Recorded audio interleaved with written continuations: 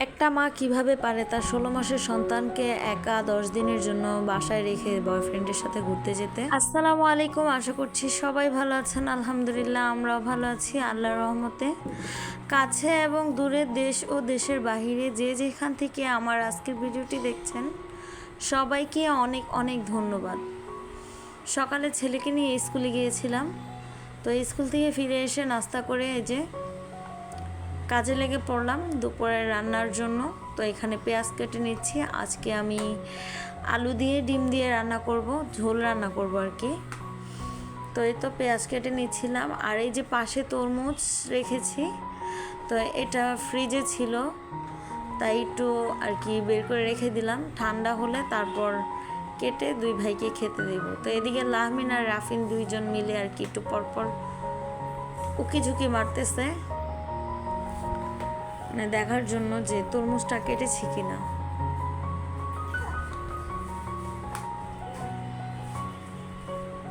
তো দেখতে থাকুন।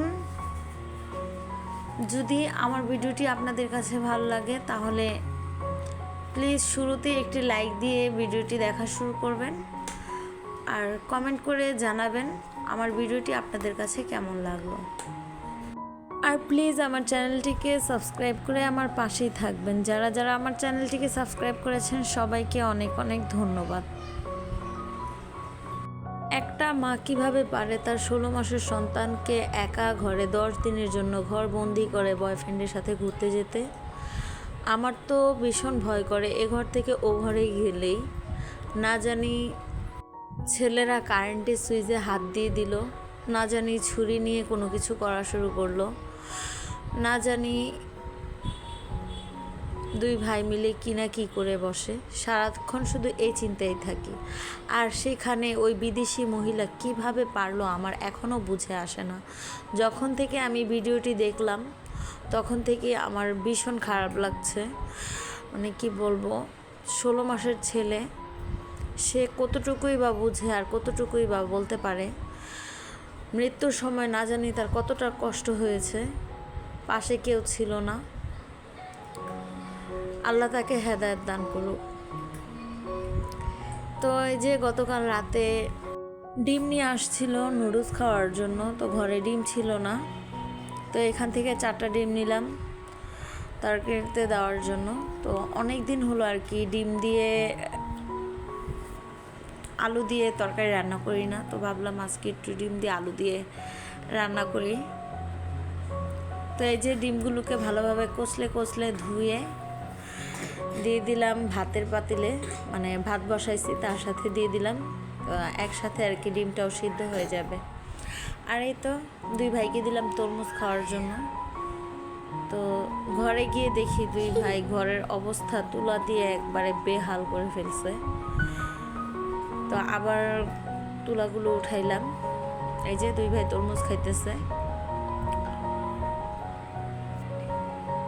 তো এদিকে আমার এই যে ভাত হয়ে গেছে, তো ভাত ঠিকা দিয়ে বলে ঢেলে নিছি। আর এই যে ডিমগুলোকে বের করে নিতেছি। তো ডিমগুলো কি আমার ভাতের সাথে দেওয়া কি ভুল হলো না ঠিক হলো অবশ্যই কিন্তু কমেন্ট করে জানাবেন। আমার কাছে তো মনে হয় ভালোই হয়েছে, কারণ একসাথে দুই কাজ হয়ে গেল, ভাতও হয়েছে আর ডিমও সিদ্ধ হয়ে গেল।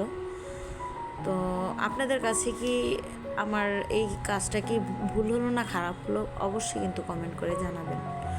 তো এই যে তরকারি বসাবো সেজন্য পাতিলে তেল ঢেলে পেঁয়াজ দিয়ে দিলাম।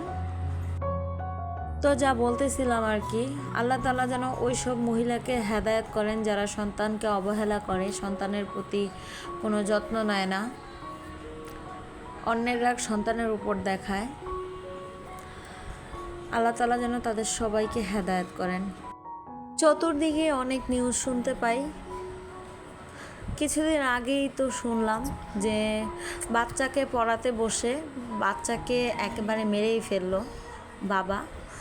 তারপরে আবার একটা নিউজ শুনতে পেলাম যে বাচ্চা ভাত খায় না, ভাত খেতে দেরি করছে বলে বাচ্চাকে এমন আছাড় মেরেছে, মানে বাচ্চার মাথায় রক্তক্ষরণ হয়ে বাচ্চাটা মারা গেল। প্রায় 4-5 ঘন্টা বাচ্চাটাকে আর কি নিচে শুয়ে রেখেছিল, কোনো চিকিৎসা না, কোনো কিচ্ছু না। যখন বাচ্চাটা মারা গেছে তারপর বাচ্চাকে নিয়ে হাসপাতালে দৌড়াদৌড়ি। আবার এই যে গতকালকের একটা নিউজ পেলাম যে মা তার মেয়েকে মেরে চার্জার দিয়ে গলার ভিতরে পেঁচিয়ে নাটক সাজাইছে যে বাচ্চা কারেন্টের শর্টে মারা গেছে। তো চতুর্দিকে এসব শুনে নিজের ভিতরে একটা ভয় ঢুকে গেছে, না জানি আমার ভিতরেও কখন কোন শয়তান এসে ভর করে, না জানি আমিও কোনো অঘটন ঘটিয়ে ফেলি। আল্লাহ তাআলা যেন সবাইকে হেদায়েত করেন, সবাইকে শয়তানের কুমন্ত্রণা থেকে হেফাজত করেন, সাথে আমাকেও যেন একটু হেফাজত করেন। আমিও দোয়া করি, আপনারাও দোয়া করবেন। তো কথা বলতে বলতে অনেক কিছু বলে ফেলছি, কি বলছি নিজেও জানি না, যদি ভুল থাকে তাহলে অবশ্যই ক্ষমা দৃষ্টিতে দেখবেন। তো এই যে রান্নাবান্না সব কিছু শেষ করেছি, আর এদিকে লাহমিন নুডলস খাবে বলে আমাকে পাগল করে ফেলতেছে। তো রান্নাবান্না শেষ করে ছেলেদের জন্য একটু নুডলস রান্না করলাম। তো নুডলসটা এখন রেখে দেব, একেবারে বিকালে আর কি নুডলসটাকে নাস্তা হিসেবে ওদেরকে দিব।